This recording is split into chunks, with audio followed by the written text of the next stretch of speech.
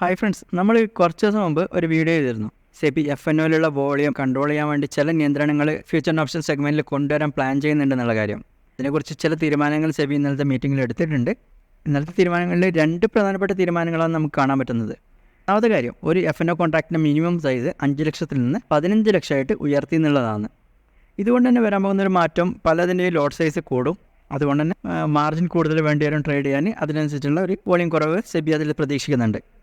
പിന്നെ രണ്ടാമതായിട്ട് കൊണ്ടുവന്ന പ്രധാനപ്പെട്ട മാറ്റം, ഒരു എക്സ്ചേഞ്ചിന് ഒരു വീക്കിലി എക്സ്പയറി പ്രൊഡക്റ്റ് മാത്രമേ ഉണ്ടാവൂ.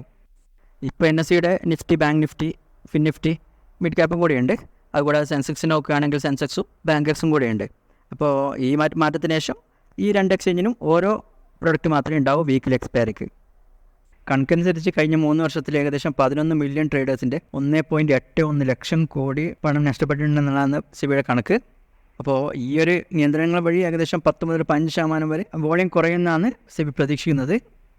ഈ വരാൻ പോകുന്ന മാസം നവംബർ 2024 മുതൽ തന്നെ ഈ നിയന്ത്രണങ്ങൾ വന്നു തുടങ്ങും ഓരോന്നായിട്ട്. അപ്പോൾ ചുരുക്കത്തിൽ പറഞ്ഞാൽ, റീറ്റെയിൽ ട്രേഡേഴ്സിന് കൂടുതൽ ക്യാപിറ്റൽ വേണ്ടി വരും ട്രേഡ് ചെയ്യാൻ FNOയിൽ. ഡിസ്കൗണ്ട് ബ്രോക്കേഴ്സിന് അവരുടെ റവന്യൂവിൽ നല്ലൊരു ഡ്രോപ്പ് കാണാൻ പറ്റും. അതുകൂടാതെ എക്സ്ചേഞ്ചസിന് ട്രേഡിംഗ് വോളിയം നല്ല രീതിയിൽ കുറയും. ഇത്രയാണ് പ്രധാനപ്പെട്ട വരാൻ പോകുന്ന ഇമ്പാക്റ്റ്. ഈ ഒരു മാറ്റങ്ങൾ എത്രത്തോളം FNO സ്പെക്കുലേറ്റീവ് ട്രേഡിങ്ങിൽ മാറ്റങ്ങൾ കൊണ്ടുവരുന്നത് നമുക്ക് കണ്ട് തന്നെ അറിയേണ്ടി വരും. അപ്പോൾ ഇത്തരം കാര്യങ്ങളാണ് ഇന്നത്തെ വീഡിയോയിൽ പറയാനുള്ളത്. കൂട്ടുകാർക്ക് ഷെയർ ചെയ്യാൻ മറക്കരുത്. വീഡിയോ ലൈക്ക് ചെയ്യാൻ മറക്കരുത്.